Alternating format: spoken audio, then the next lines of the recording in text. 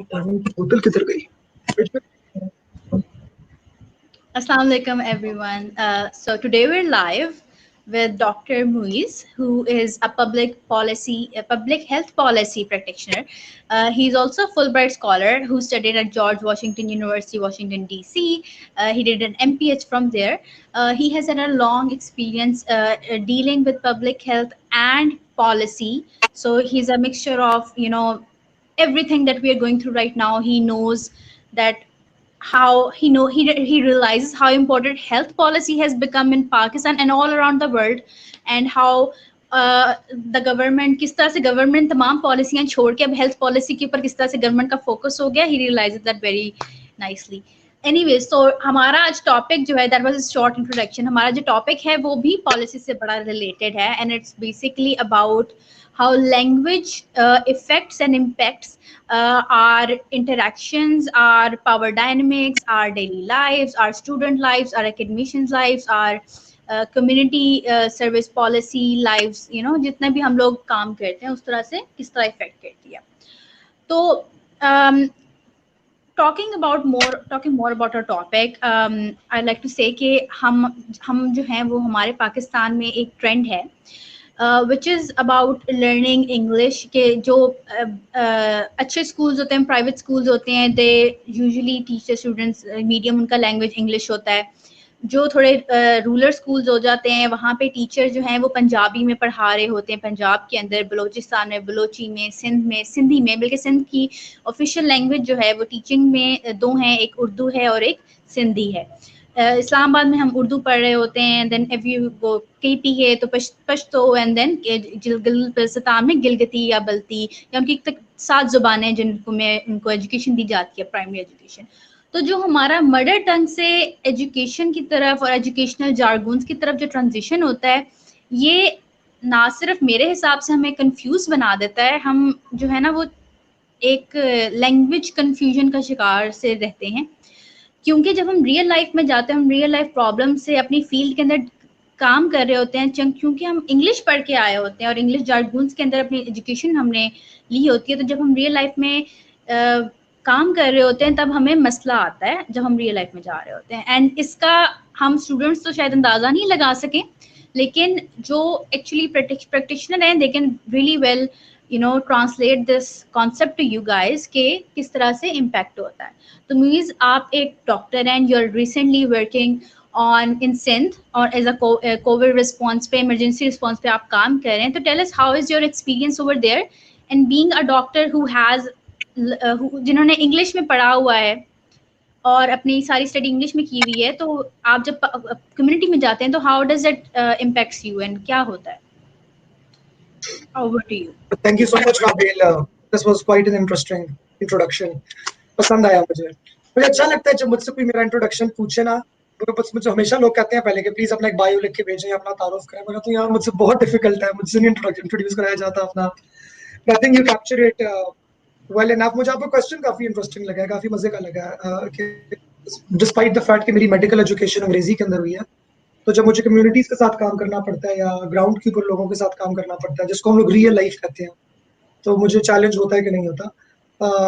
I think language में किसी भी डाइवर्स कंट्री के अंदर जब आप काम कर रहे हो तो आपको चैलेंजेस होते हैं, क्योंकि हम लोगों की बहुत रिच हिस्ट्री है, हमारी एक बहुत पुरानी तारीख है. हमारी ज़बानें हमारे मुल्क की इंडिपेंडेंस डेट से भी ज़्यादा पुरानी है, और ये उनकी रिचनेस का एक सबूत है. उनके अंदर सदियों का कल्चर मौजूद है, मुकीद है एक तरीके से. बिल्कुल.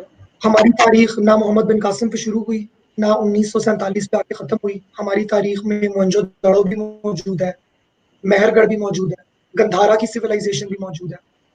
हमारे यहाँ इलाका जात में अगर आप जाएं, जैसे सवात हो गए, मर्दान हो गए, जो कि अब प्रिडोमिनेंटली पश्तून रीजन्स हैं, वहाँ पे ओरिजिनल इंडिजिनस लैंग्वेजेस हिंदको और उनके वेरिएंट्स भी थे, और अब पश्तो भी बोली जाती है. और वहाँ पे आपको बुद्धिस्ट स्तूपास भी मिलेंगे. इसका मतलब है कि वहाँ पे संस्कृत का भी एक एलिमेंट रह चुका है. हजारा में आप चली जाए, जहाँ से मैं बिलोंग करता हूँ, वहाँ पे हमारे शहरों के नाम प्रिडोमिनेंटली पंजाबी वॉरियर्स के ऊपर है, जिन्होंने बहुत पुराने जमाने में कभी आगे कब्जा किया, उसके बाद हिंदू जबान ने जन्म लिया. मानसेरा का नाम मान सिंह पे पड़ा और हरिपुर का नाम हरी सिंह पे पड़ा. मगर एबटाबाद इज इंटरेस्टिंग, क्योंकि उसका नाम एक ब्रिटिश कॉलोनियलिस्ट की वजह से पड़ा, क्योंकि जब हम लोग बरसगीर पाको हिंद के जांबाज लोग अपनी जंग आज़ादी हारे और डिवाइड एंड रूल पॉलिसी का हम लोग शिकार हुए ब्रिटिश कॉलोनाइजेशन की वजह से। उसके बाद ब्रिटिश मिलिट्री ने कुछ इलाकों के अंदर अपनी कैंटोनमेंट्स एस्टैब्लिश कर ली, जिनको कैंट का इलाका कहा जाता है। ये वो इलाके थे जहाँ पे अंग्रेजी अफसरान रहा करते थे, उनके मकानात होते थे, उनकी बेगमात के लिए पार्क्स बनाई जाती थी।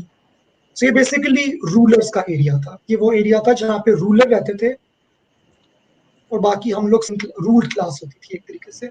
यहाँ पे हमारी रियाया जो है वो हमारी आम थी, जो कि हमेशा से मौजूद थी, और हमारे ही इलाकों के अंदर, हमारी ही जमीनों के ऊपर बरतानवी अफसरान के लिए, खास करके बरतानवी फौजी अफसरान के लिए जो है काबिज थे हमारे ऊपर और हमारे वसाइल को एक्सप्लॉइट कर रहे थे, उनके मकानात बनाए जाते और उनकी पार्क्स बनाई जाती और उनके अस्पताल बनाए जाते। अब जाहिर है अगर ये माजरा सिर्फ 2 सालों के लिए होता या 3 सालों के लिए होता या 4 सालों के लिए होता तो बात कहीं जा भी सकती थी, मगर हमारे ऊपर ये कब्जा 90 साल तक रहा, जिसका मतलब है कि हमारी 3 से 4 जनरेशन ने ये देखा। कॉन्सिक्वेंटली एज अ रिजल्ट अब कैंट का इलाका क्या होता है? अभी तक हम क्या कहते हैं पाकिस्तान में, कैंट का इलाका डेवलप्ड होता है। कैंट के इलाके के अंदर जो लोग रहते हैं उनको अंग्रेजी बोलनी आती है। अगर आपकी कोई दोस्त है और आप बोले कि वो कैंट के अंदर है तो मीगू को लगेगा कि हाँ अच्छी दोस्त या अच्छा दोस्त है। हम लोग कहते हैं घर कैंट का, अच्छा सा होगा, शिनो पढ़े लिखे होंगे। या कैंट का इलाका अच्छा वेल डेवलप्ड होगा और बाकी इलाके बुरे होंगे। ये कहाँ से आ रहा है? ऐसे ही है।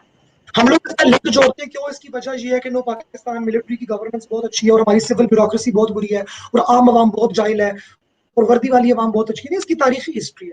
इसकी तारीखी हिस्ट्री है कि कैंटोनमेंट्स पाकिस्तान, इंडिया, बांग्लादेश, इन तमाम इलाका जात के अंदर बरतानवी अफसरान के लिए बनाए गए थे, हमारी जमीनों के ऊपर, हमारे लैंड्स के ऊपर, जहां हमारे लोग पहले से रह रहे थे। अब मैं इस बात पर आऊंगा एग्जैक्टली। लैंग्वेज के तो ऊपर। मीन्स वेरी इंटरेस्टिंग ऐप है ट्रिपमेट के नाम से, जो कि पाकिस्तान के अंदर अगर आप टूरिज्म करना चाह रहे हो तो वो आपको बताती है कि आप कहाँ कहाँ जा सकते हैं। और वो हमारे इलाका जात की बड़ी प्यारी प्यारी वीडियोस बना के इंग्लिश टाइटल लगा के उनको प्रेजेंट करती है। It's a very good thing, very good thing, I really appreciate it. और मैंने भी एबटाबाद के ऊपर एक बनाया कि एबटाबाद में आप कहाँ कहाँ ट्रैवल कर सकते हो और उसका इंट्रोडक्शन उन्होंने बड़ा अच्छा दिया। उसका मेरा इंट्रोडक्शन दिया कि Abbottabad was discovered by sir major Abbott. अब now this quite interesting. Abbottabad के लोगों ने भी शेयर किया, उन्होंने बोला बड़ी अच्छी चीज, देखो हमारी तारीख के बारे में बताया जा रहा है, but no one realised that major Abbott didn't discover us, we were not discovered, we were you always guys there, were already there. Yeah. We have been there for centuries and millennium. हम लोग हमेशा से वहां पे हैं। तो अब मैं आना चाहता हूँ लैंग्वेज के ऊपर। तो अंग्रेजी की बात वगैरह सारी हम शुरू करना, मैं इसलिए मैं यहाँ से करना चाह रहा था कि यहाँ पे मकसद बेसिकली ये पैदा होता है कि जो जबान, जिस जबान के अंदर कहानी बयान की जा रही होती है, जिस जबान के अंदर मुद्दा बयान किया जा रहा होता है, या जिस जबान के अंदर किताब लिखी जा रही होती है, कायदे, कवायद, उसूल उसी जबान के फॉलो होंगे। और अगर कि वो जबान रूलर की है, वो जबान विक्टर की है, वो जबान उसकी है जिसने हम पे कभी कब्जा किया था और उसने तब वो किताबें लिखी हैं, तो लैंग्वेज और नैरेटिव और विजन उन्हीं का सामने आएगा।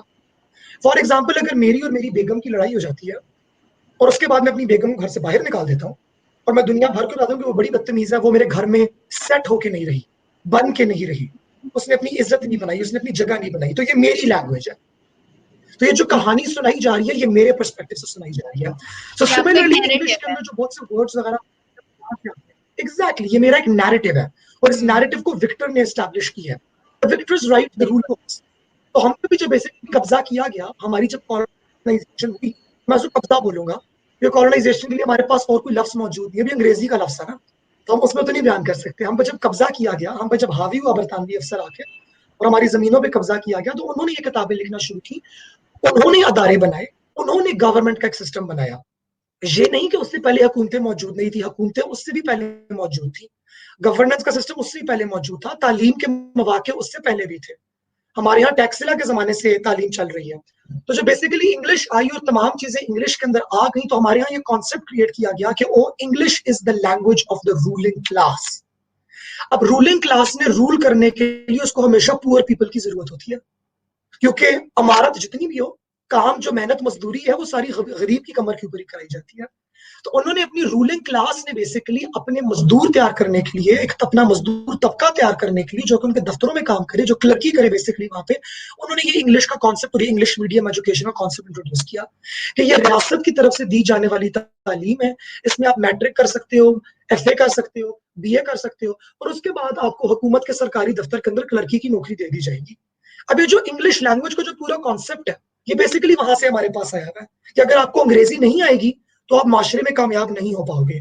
उसकी वजह यह थी कि वो जो माशरा था, उस माशरे में कामयाबी का मतलब ये था सरकार के साथ, सरकार राज के साथ काम करना, और राज के साथ काम करने के लिए आपको बेसिक अंग्रेजी का आना बड़ा जरूरी है।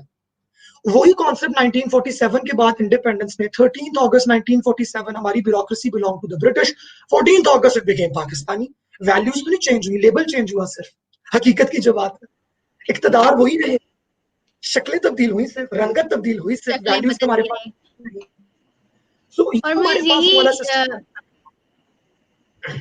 और मुझे यही चेंजेस हमारे जो है ना वो लैंग्वेज चेंज करती रही। हम लोग हमारी जो ऑफिशियल लैंग्वेज है उसने इतने बदले रुख देखे हैं ना कि मेरी नानी अम्मी एक ज़माने में फ़ारसी ऑफिशियल लैंग्वेज थी, वो फ़ारसी सीखती थी, मतलब अभी भी उनको फ़ारसी आती है।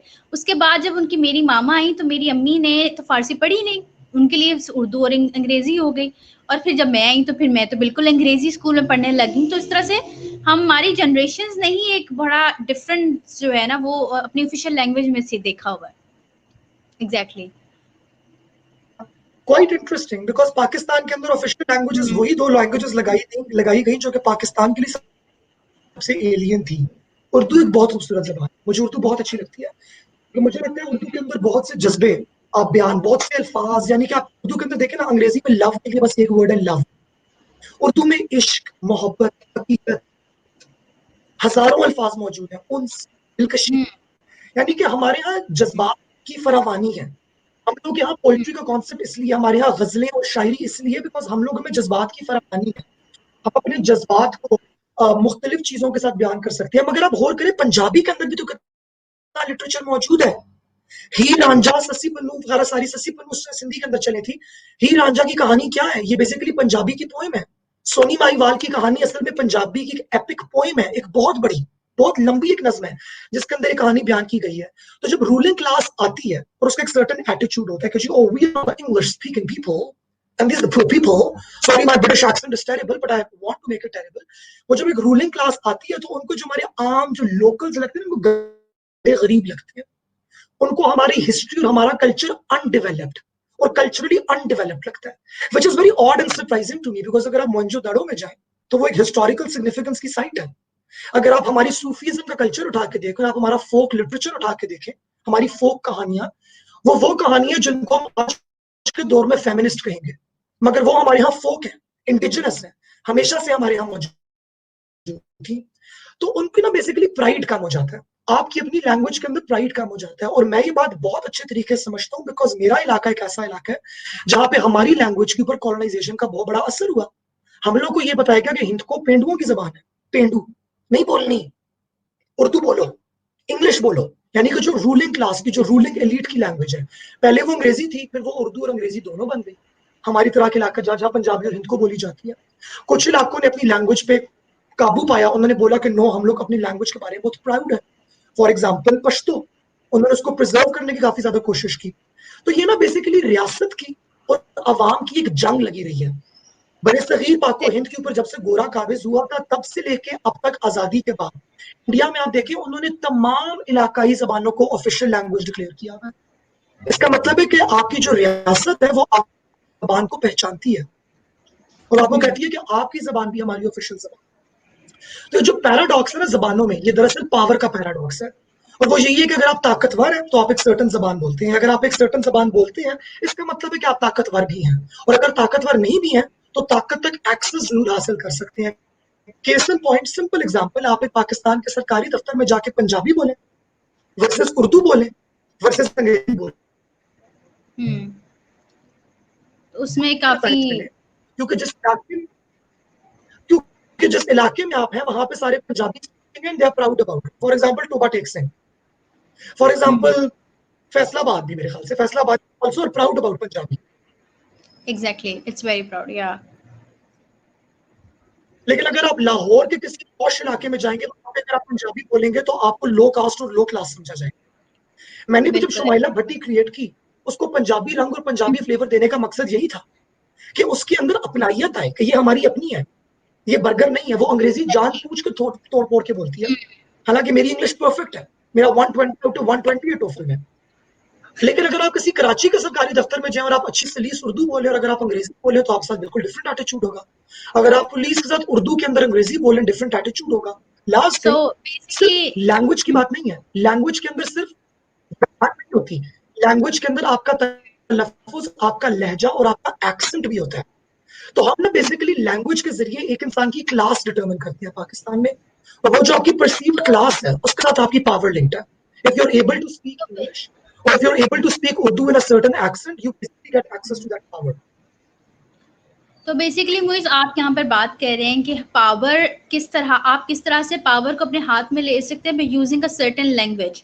मैं यहाँ पर थोड़ा सा ऑडियंस के साथ एक डिस्कशन का रुख थोड़ा सा इस तरफ करना चाहती हूँ कि आपने देखा है कि हम लोग जो हैं, हमारे पाकिस्तान में एक रिवाज है कि हम लोग या तो अंग्रेज़ी सीखते हैं या उर्दू सीखते हैं।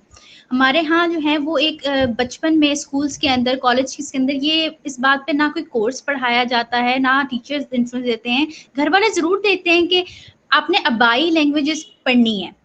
अगर हमारे यहाँ ये ट्रेंड ही नहीं है कि हमने रीजनल लैंग्वेज को सीखना है। मतलब हम जब अपने सीवी पे लिखते हैं तो हमने कोई फ्रेंच का कोर्स लिया होगा तो लाजमी हम लैंग्वेजेस में लिखेंगे कि English, Urdu and French. But we will never be thinking कि हमारे सीवी के अंदर पंजाबी या सिंधी या बलोची या बल्ती, ये लैंग्वेजेस भी एक हमारा एक असासा बन सकती हैं। इस असासे बिल्कुल को, इस चीज़ को मैं एक असासा इसलिए यहाँ पे कह रही हूँ कि हमारे यहाँ एक तो हमारे यहाँ सोशल साइंसेस और पॉलिसी की तरफ पढ़ने का एक तो रुझान है ही नहीं।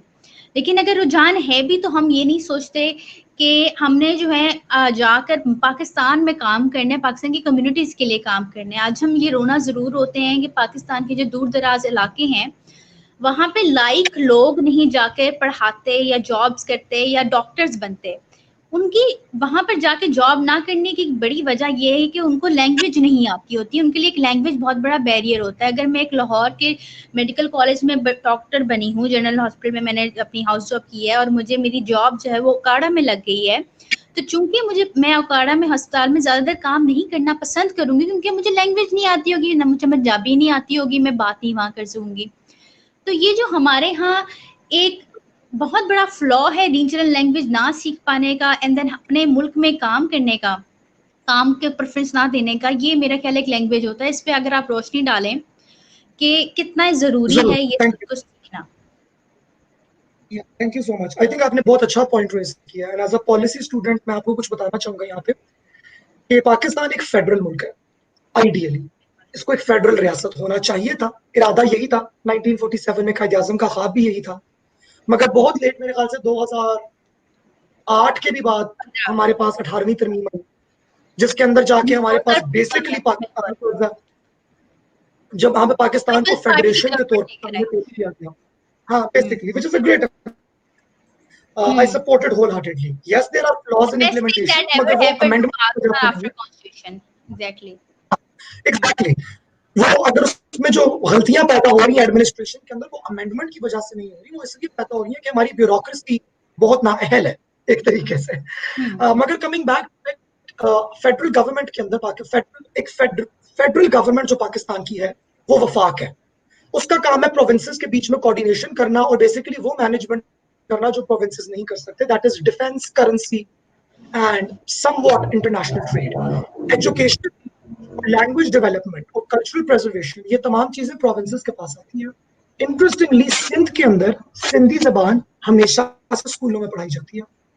सिंध के अंदर कराची के बहुत से स्कूलों में तमाम बच्चों ने 5वीं जमात में या 8वीं जमात के अंदर, मुझे ठीकली पता नहीं है, या देख लीजिएगा, ठीक से पता नहीं है मुझे, वो लोग पढ़ते हैं सिंधी। बड़ी बुरी लगती है हमें, बड़ा तंग होती है, बिकॉज पढ़ाई ठीक तरीके से नहीं जाती। वरना बच्चों पे इतना बर्डन है, 8 किताबें स्कूल बैग के अंदर वरना भी डाल दी है, एक किताब और भी डालती है, वो टीचर आके अल्फाज में सिर्फ रट्टा लगवा रही है। हमारे यहाँ तो वैसे भी कुछ बहुत बुरे तरीके से पढ़ाई जाती है, तो बच्चे उसको सीरियसली ले नहीं पाते। यही काम 2008 की ANP की हुकूमत ने, जो कि एक तरक्की पसंद हुकूमत थी, तरक्की पसंद हुकूमत ने खैबर पख्तूनख्वा के अंदर ये एजेंडा लिया था कि हर इलाके के अंदर उस इलाके की इलाकाई ज़बानें पढ़ाई जाएंगी। और पहली दफा बरसगीर पाक हिंद की तारीख में हिंद को सराइकी, ख्वार, गोजरी इन जबानों की प्राइमरी स्कूल की किताबें तैयार की गई, मगर उसके खिलाफ दोबारा एक प्रोपेगेंडा शुरू कर दिया कि ये बच्चे ये पढ़ेंगे, ये पढ़ने का क्या फायदा है, अंग्रेजी सिखानी चाहिए। तो ओनली आईटीआई को प्राइड दिया जा सके, लेकिन जब तक हम यूटिलिटी ना देखें, हम उसका फायदा ना देखें, तो हमें फायदा नजर नहीं आता। और हम लोग को फायदा नजर आता है अंग्रेजी सीखने में या उर्दू सीखने में, और उर्दू भी नहीं अंग्रेजी सीखने में, बिकॉज हमें पता है अगर हम अंग्रेजी सीखेंगे तो हम सरकारी दफ्तरी अफसरी नौकरी कर सकते हैं। लाइक आई सेड, वो पावर के साथ लिंक्ड है अभी तक, वो हमारा हिस्टोरिकल पैकेज है। और मैं ये कहना चाहूंगा कि हमारा ये हिस्टोरिकल बैगेज एक्सीडेंटल नहीं है, ये हमारा हिस्टोरिकल बैगेज गोरे की कॉलोनाइजेशन काबिज होने की वजह से पैदा हुआ, मगर हमारी रियासत ने भी, हमारी वफाकी रियासत ने भी इस बैगेज को बहुत एक्टिवली प्रमोट किया, क्योंकि इसके खिलाफ जो एंटीथेटिक थी वो थी रीजनल लैंग्वेजेस को भी प्रमोट करना, रीजनल पीपल पावर देना, उनको प्राइड देना, और हमें डाइवर्सिटी सपोर्ट करना लगता है। हमारे यहाँ बड़ा ये कहा जाता है कि मैं ना पंजाबी, ना सिंधी, ना बलोच, ना पठान, मैं सिर्फ पाकिस्तानी। हालांकि ये गलत है। हाँ मैं पंजाबी, हाँ मैं सिंधी, हाँ मैं सराइकी, हाँ मैं बलोच, और हाँ मैं पाकिस्तान भी। हमारी जो पावर है वो हमारी डाइवर्सिटी के अंदर है। अब आपने जो फैक्ट रेज किया कि लोगों को जॉब के पापा प्रॉब्लम, उनको प्रॉब्लम होती है, as a result of that what happens, governing class या रूलिंग क्लास यानी कि डॉक्टर जो सरकारी दफ्तर के अंदर अस्पताल में बैठा हुआ है, एंड जो मरीज उसके पास आ रहे हैं, इन दोनों के बीच में डिस्कनेक्ट है।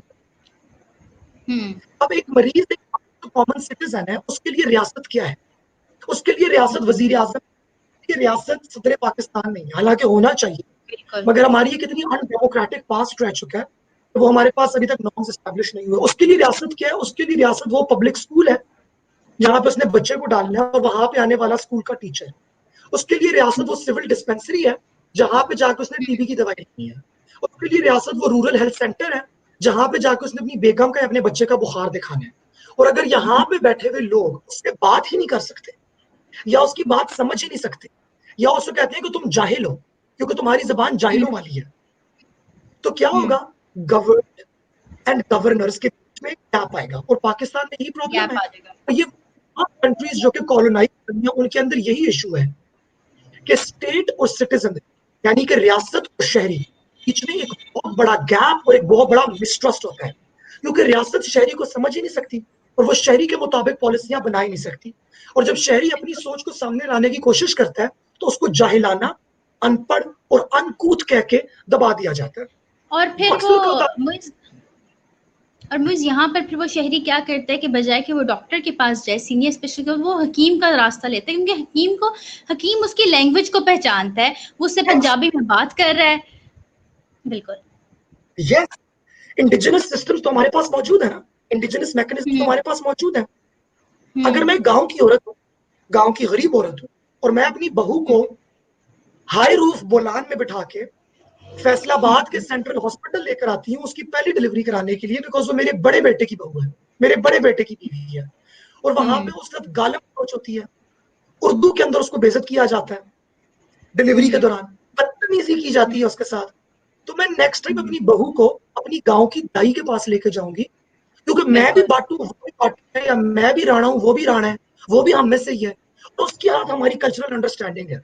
इसका मतलब ये नहीं है कि मैं जाहिल हूँ, इसका मतलब ये नहीं है कि मेरे अंदर एजुकेशन की और शोर की कमी है, इसका सिंपल मतलब ये है कि हमारे यहाँ civil servants and the civil served में जमीन आसमान का फर्क है। आप किसी पब्लिक हॉस्पिटल में जाकर देखें, डॉक्टर साहब के कमरे के अंदर वुडन पैनलिंग हुई होगी, बाथरूम साफ होगा, प्रोफेसर उनका बाथरूम के लिए आएंगे, बाकी बाथरूम गंदे होंगे। ये क्या है? ये गवर्नड एंड गवर्नर्स के बीच में क्लास डिफरेंस है, and language has always been a tool of oppression. ये किताबों में रिकॉर्डेड है। जबान को हमेशा ऑपरेशन के एक हथियार के तौर पे भी इस्तेमाल किया जाता है। अगर आपकी जबान आपसे छीन ली जाए, और जिस जबान में आप करते हैं उस जबान के अंदर कोई मवाद मौजूद ही नहीं है, उसके अंदर ना किताबें मौजूद है, उसके अंदर ना लिटरेचर मौजूद है, कवानीन भी उस जबान के अंदर नहीं लिखे गए। कवानीन भी एक ऐसी जबान में लिखे गए हैं जिसको हासिल करने के लिए आपको एक ऐसे स्कूल जाना पड़ेगा जिसकी महीने की फीस आप अफोर्ड नहीं कर सकते। फिर तो ये क्या है? यहाँ पर यहाँ पर एक और लैंग्वेज का डिफरेंस जो कि गवर्नेंस और पब्लिक को अलहदा करता है, जिसमें गैप लेकर आता है, वो एक बड़ा डिफरेंस है कि हमारा कॉन्स्टिट्यूशन जो है वो पढ़ा पढ़ाया अंग्रेजी में जाता है। हम जब एक सादका का बाद का बच्चा आके या किसी अकाड़ा का बच्चा आके वो किसी जाके पढ़ता है तो वो समझ ही नहीं पाता कि इसमें क्या लिखा हुआ है, और वो अपनी हुकूमत को दोबारा कोसता है। उसमें पब्लिक और गवर्नमेंट का बीच में जो ट्रस्ट गैप है वो इस वजह से बहुत बढ़ जाता है। अब मैं आपको एक छोटी सी अपनी एग्जांपल पर्सनल देती हूँ कि मैंने सारी उम्र इंग्लिश अंग्रेजी स्कूल में पढ़ा हुआ है और मेरी यूनिवर्सिटी भी अंग्रेजी में पढ़ाई, मुझे मेरे प्रोफेसर ने मुझे पढ़ाया। जब मैंने इंटर्नशिप की डीसी ऑफिस फैसलाबाद में, तो वहाँ पर जब मैंने रिपोर्ट्स देखी तो वो इतनी सलीस उर्दू में थी कि मैं 2 लफ्ज ना पढ़ पाई। मैं एक पब्लिक पॉलिसी की, एक नेशनल डिफेंस यूनिवर्सिटी की स्टूडेंट, मैं वो पढ़ नहीं पा रही थी। क्यों नहीं पढ़ पा रही थी? क्योंकि मैंने अपनी तालीम हासिल की है वो मैंने उर्दू में नहीं, जारगून में हासिल नहीं की, और जब मैं रियल लाइफ में जाके उसे प्रैक्टिस करने आई हूँ तो मुझे समझ ही नहीं आ रहा और मुझे अपने सीनियर से पूछना पड़ रहा है। तो मेरे लिए बड़ी शर्मिंदगी का मुकाम था, और मेरे लिए शर्मिंदगी का मुकाम होना ही नहीं चाहिए था। ये तो मेरे मेरे बड़े बड़े मेरे रिस्पेक्टेड हैं, लेकिन मेरे बड़ों ने ये गलती की कि उन्होंने मुझे पढ़ाया जिस ज़ुबान में, उस ज़बान में मेरे लिए जॉब नहीं थी। उस ज़ुबान में मेरे लिए मेरे आगे जब मैंने बैचलर्स कर लिया तो मेरे लिए जॉब नहीं थी और मेरे लिए बड़ी मुश्किलात थी। अगर या तो मेरी पढ़ाई उस जारगोन में हो जिसमें मैंने जॉब करनी है, या तो मेरी जॉब उस जारगोन में हो जिसमें मैंने पढ़ाई करनी है। तो ये जो हमारा गैप है, लैंग्वेज गैप है, ये मेरा ख्याल है एक बड़ा मसला है जिस पे आज हम बैठे हुए डिस्कशन करने के लिए। तो हाँ, लेट्स लैंग्वेज गैप नहीं है, मेरे ख्याल से ये एक अपॉर्चुनिटी है हम सबको ये समझने के लिए कि हम एक बहुत डाइवर्स मुल्क और हमारी एक बहुत डाइवर्स हिस्ट्री। तो हम लोग जब एक इतनी डाइवर्सिटी के आप जुमरे के अंदर काम कर रहे होते हैं, बहुत आप डाइवर्सिटी के थ्रू सामने आ रहे हो, तो आपको एक लैंग्वेज ऑफ यूनिटी चाहिए होती है कि चलो एक लैंग्वेज ऐसी हो जिसके अंदर प्रिडोमिनेंटली चीजें लिखी गई हैं। मगर वो लैंग्वेज कौन सी होनी चाहिए, वो क्या होनी चाहिए, चलो वो एस्टैब्लिश किया गया कि वो उर्दू है, मगर उर्दू को तो ठीक तरीके से नहीं पढ़ाई जाती ना। यानी कि गांव के इलाके में बोला जाएगा इसको उर्दू आती है तो उसका मतलब है कि चलो ये इसकी क्लास ऊपर है, लेकिन शहरों के आगे अंदर आके उर्दू नहीं है, शहरों के अंदर आके अंग्रेजी हो जाती है। अंग्रेजी हो तो जाती यहाँ है। पे मेरे लैंग्वेज का गैप नहीं है, यहाँ पे रूरल अर्बन गैप भी बहुत बड़ा है कि हर जगह जाके हमारी वो चीजें चेंज होती रहती हैं। सो खैर बहरहाल things are the way they are, but we can very easily move forward from that as well, and I think the first step to do that is to take back pride. हमें एक वो जो फख्र है वो हमें दोबारा हासिल करना चाहिए कि हमारी जबानों की एक इतनी इतनी एक तारीख है। एक तरीके से अगर देखी जाए तो उसके अंदर क्या कुछ है और कितनी बातें हैं जो कि उसके अंदर कैद है। और हमारा फोक लिटरेचर अगर आप उठा के देखें कितना खूबसूरत है। आप बुल्ले शाह का कलाम उठा के पढ़े, लोग कहते हैं पंजाबी कैसे पढ़ेंगे बच्चों को, आप बुल्ले शाह का कलाम उठा के पढ़ेंगे, वो तो हमारा अपना कलाम है। उसमें तो एंड इतनी अच्छी हक की बात की जा रही है, खलकत की बात की जा रही है, जो कि तमाम मजाहिब के लोग इससे एग्री करते हैं, जो कि सबको पसंद आती है और इतनी खूबसूरत पंजाबी। अच्छा, पंजाबी के साथ आपको पता है एक और इंटरेस्टिंग काम क्या हुआ था? बिल्कुल बताएं। फन फैक्ट है, एक फन फैक्ट है, पंजाबी की जो स्क्रिप्ट है, जो लिखत है पंजाबी की, वो गुरमुखी है। और वो आपको देखने में बिल्कुल, थोड़ी थोड़ी वो संस्कृत से मिलती हुई लगेगी। लेकिन संस्कृत से मिलती है। 1947 के बाद हमारे जो रूलर्स थे, मैंने बोला ना रूलर्स का और रूल्ड का जो गैप है वो कितना बड़ा है, वो कितना बड़ा गैप है। बोलो वो ये कहीं देख के लोगों को ये ना लग जाए कि हम भी इंडिया की तरह हैं, आओ इसको चेंज करो और आओ इसको उर्दू की स्क्रिप्ट में ले आए। ऐसा उर्दू रिजल्ट में क्या हुआ? लिखते हैं, अरबी अरबी स्क्रिप्ट में लिखते हैं, बिल्कुल। अब ऐसा रिजल्ट क्या हुआ? वो सारे का सारा पंजाबी लिटरेचर जो कि गुरमुखी के अंदर लिखा था, जो कि पंजाब की तारीख है, पंजाब की, खालिस पंजाब की, वो सारी की सारी पंजाबीज के लिए अब इनएक्सेसिबल है, क्योंकि विद इन वन जनरेशन किसी को वो स्क्रिप्ट ही नहीं पढ़नी आती। तो मैं तो अक्सर आके कहता हूँ कि पार्टीशन और इंडिपेंडेंस के साथ बहुत बड़ा हैंड एक पंजाब के साथ भी हुआ है, क्योंकि पंजाब की एक बहुत रिच हिस्ट्री है, पंजाब का एक बड़ा रिच कलाम है। अक्सर बात मेरे पंजाबी दोस्त हैं लाहौर के, फैसलाबाद के, हम लोग जब बाहर किसी मुल्क में हो और हमारी किसी सिख से मुलाकात हो जो कि इंडिया का हो, हम लोग बैठते हैं और हमारी ऐसी गप लगती है, ऐसी गप लगती है कि मजा आ जाता है। और फिर हमें पता हमारी चलता है कि कितनी बातें जो कि आंखें हमें, खुली, हमारी आंखें खुली की रह जाती कि पंजाबी कल्चर है क्या हमें। हाँ क्योंकि हम पंजाबियों ने ऐसा किया कि 1947 के बाद जब आजाद हुए तो हम लोगों ने पाकिस्तान को ऐसे गले मिला लिया कि हमने उर्दू को ऐसे मिले कि हमने कहा भाई हम पाकिस्तानी इतने जबरदस्त हैं कि उर्दू लैंग्वेज है और हमने उर्दू में ही सब कुछ करना है। हमने मतलब ये हमारा प्यार था उर्दू के साथ, लेकिन हम उस प्यार में अपना पंजाबी जो रंग है सिर्फ हिंदुओं के साथ थोड़ा सा करने के लिए कि हम डिफरेंट होना चाहते हैं, हमने उसको छोड़ दिया, जो कि हमने काफी बड़ी गलती की। लेकिन मैं यही बताना चाह रहा हूँ कि ये वाला काम हम्म, अवाम ने बैठ के स्ट्रैटेजी डेवलप करके नहीं किया। हम लोग को लगता है कि ये अवाम की गलती है। मैं बारहा ये वाली बात बावर कराना चाह रहा हूँ कि जो language as a tool of oppression है, ये जो टूल ऑफ ऑपरेशन है ये कॉलोनाइजर ने यूज किया, और वही कॉलोनाइजर की जो गवर्नमेंट की मेंटालिटी थी वही हमारी रूलिंग क्लास की मेंटालिटी बनी, और अब तक है एक तरीके से। ये जबानें हमसे अभी भी है। छुड़वाई गई, ये हमने नहीं छोड़ी, इनको छोड़ना हमारी मजबूरी थी, क्योंकि हम लोगों ने रोटी भी तो खानी थी, हम लोगों ने रोजगार भी तो तलाश करना था। और बिल्कुल। अगर हम लोग का कॉन्सेप्ट ये कहता है कि रोजगार तलाश करने के लिए आपको अपनी जबान छोड़ के दूसरी जबान सीखनी पड़ेगी, जो कॉलोनाइजर की जबान वो है, नौकरी उस जबान में मिल रही है, रोजी रोटी उस जबान में आ रही है, तो फिर आप छोड़ेंगे अपनी जबान। मगर ये जो अपनी जबानों से नफरत को पेंडू और जाहिलाना कंसिडर करने वाला तासुर है ना, इसको मैं बहुत एक्टिवली चैलेंज करता हूँ, क्योंकि ये मेरे ख्याल से देखें, हमें लगता है हमेशा कि dirt always trickles down from top to bottom, गंद हमेशा ऊपर से नीचे गिरता है, but change always comes from bottom to top. Bottom top. जो होना था हो गया, लेकिन अब हम अपनी ओनरशिप, अपना प्राइड अपनी इन जबानों पे वापस ले सकते हैं। तो लेट्स टॉक अबाउट मूवीज के हम हर बंदे के बारे में बात करेंगे।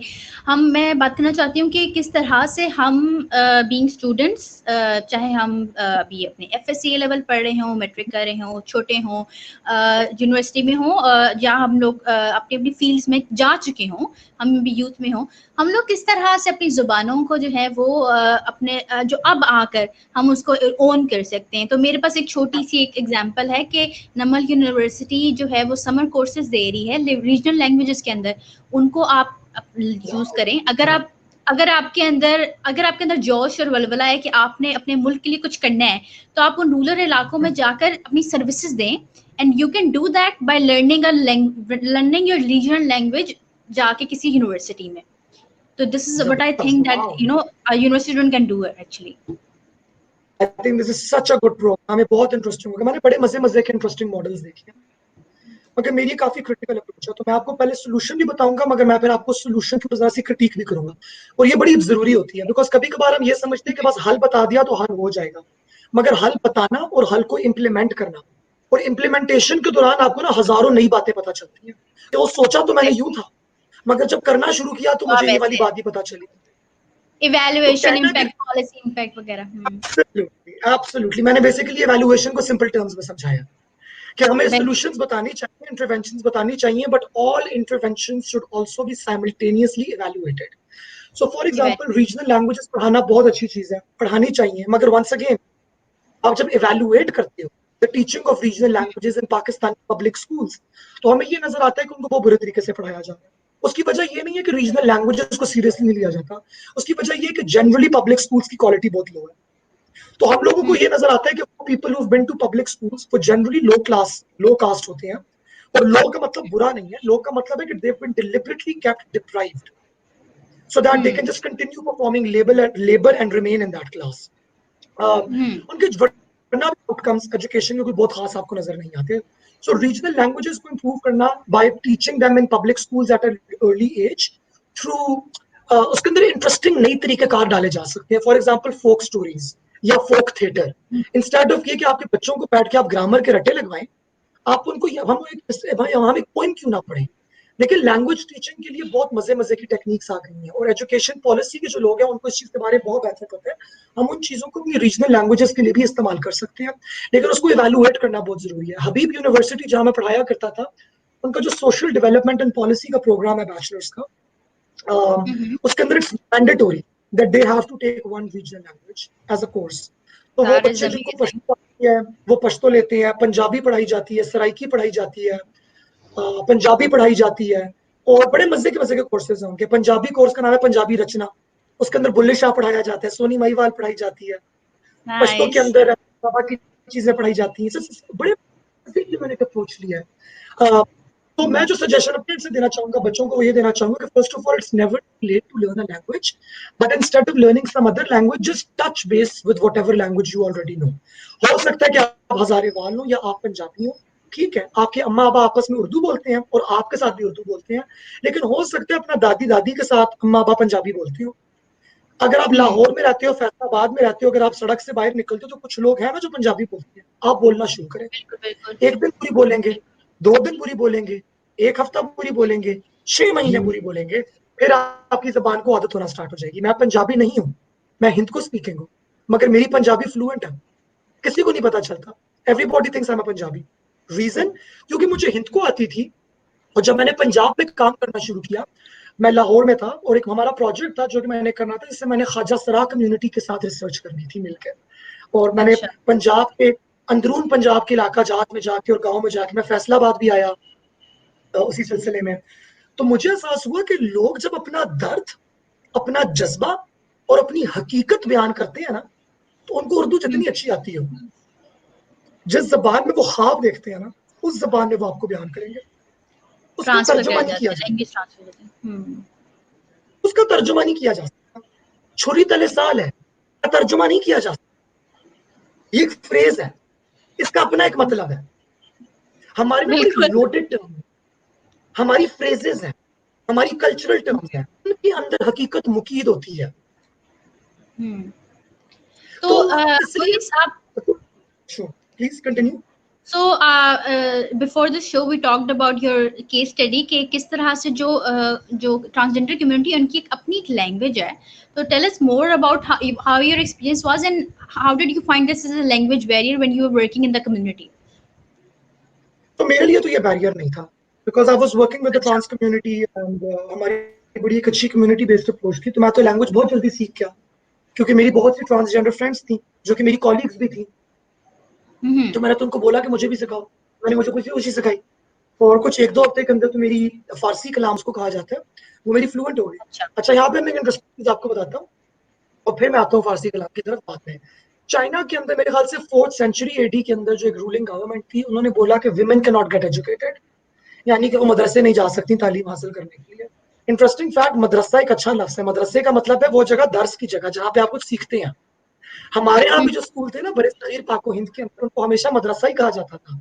मदरसे का मदरसा मतलब जगह, मौलवी साहब जहाँ बैठ के डंडे मार मार के सिपारा पढ़ाते हैं, मदरसे का मतलब, हमारा मदरसा एक बड़ा खूबसूरत लफ्ज है, मतलब दर्स की जगह जहाँ कुछ सीखने के लिए जाते हैं। हमारे यहाँ ना दर्सगाह का कॉन्सेप्ट है, हमारे यहाँ स्कूल का कॉन्सेप्ट नहीं था हमारे कल्चर में कि आपने बैग लगाना है, यूनिफॉर्म पहनना है, पीरियड्स होंगे, आपको इधर से इधर तक ये पढ़ाया जाएगा। हमारे यहाँ दर्सगाहें होती हैं जहाँ बच्चों बच्चियों को के लिए और ज्ञान के लिए भेजा जाता था कि जाओ और कुछ सीख के आओ।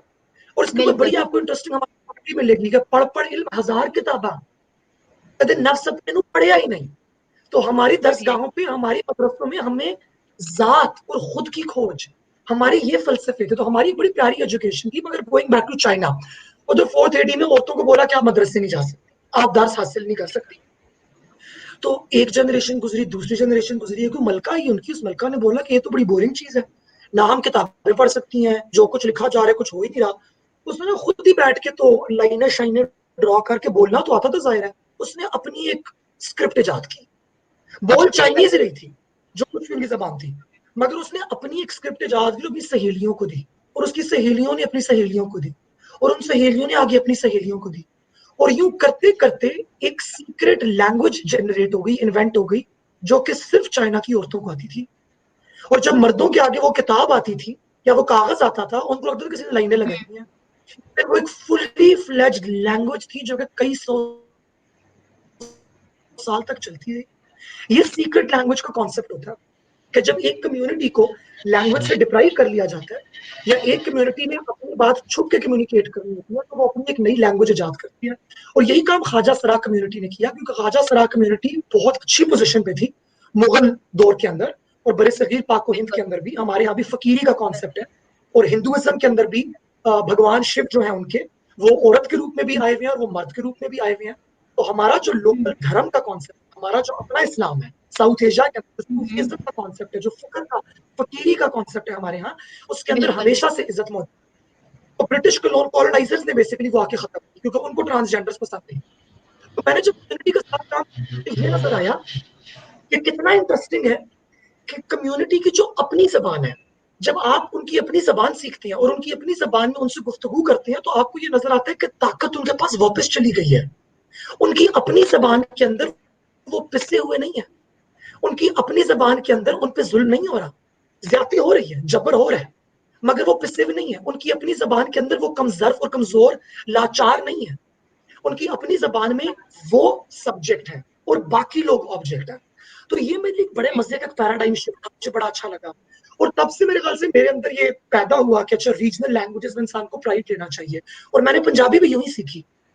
तो ये मुझे हुआ कि अच्छे ने इतनी प्यारी बात बयान की है पंजाबी के अंदर, समझ तो मुझे आ गई है, यानी कि छोरी तले सा छोरी के नीचे सांस लो, हाँ मतलब तो मुझे समझ आ गया है, मगर मतलब नहीं समझ आया, मतलब क्या है उनकी इसका, लैंग्वेज में है।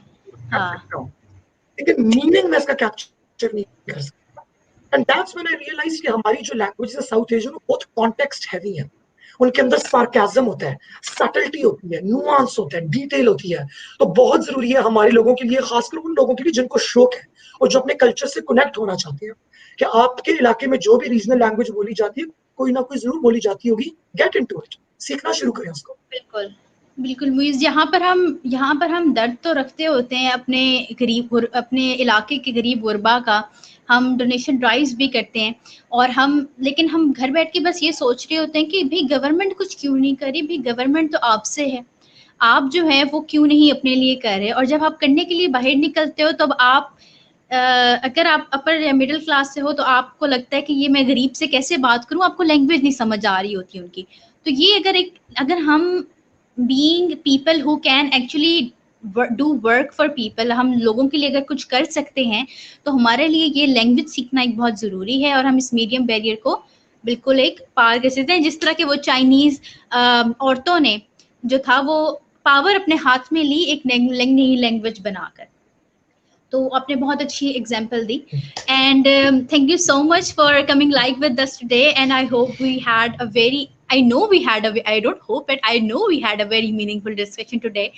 And I hope that audience who have watched with us and who will later watch this live series, because ये जो होती है सेव हो जाती है पेज के ऊपर, they can watch it, so they can learn a lot, and they can actually make a step forward towards the solution that we have talked about today, towards this problem that we discussed.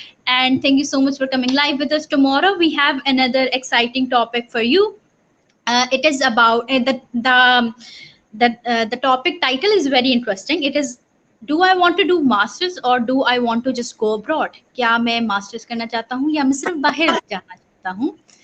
ये हमारा topic है, इसमें हम discuss करेंगे। I'll try to tune in, मैं आप लोगों का जरूर लाइव सेशन देखूंगा। It's such an amazing topic. मुझे बहुत पसंद आया। So we will be talking about this, and we'll be talking कि भाई आपको मास्टर्स के सूरत हाल में करना चाहिए और आपको जॉब करनी चाहिए, आपको अपना वक्त किस तरह से बेहतरीन तरीके में इस्तेमाल करना चाहिए उसको, मुल्क के लिए, अपने लिए, अपनी कौम के लिए, अपने घर वालों के लिए। आप सब लोग अपना और अपने सब घर वालों का ख्याल रखिएगा। Thank you Muiz for coming with us again, and we are going out. I am ending the broadcast now. Thank you so much, everyone. Allah Hafiz.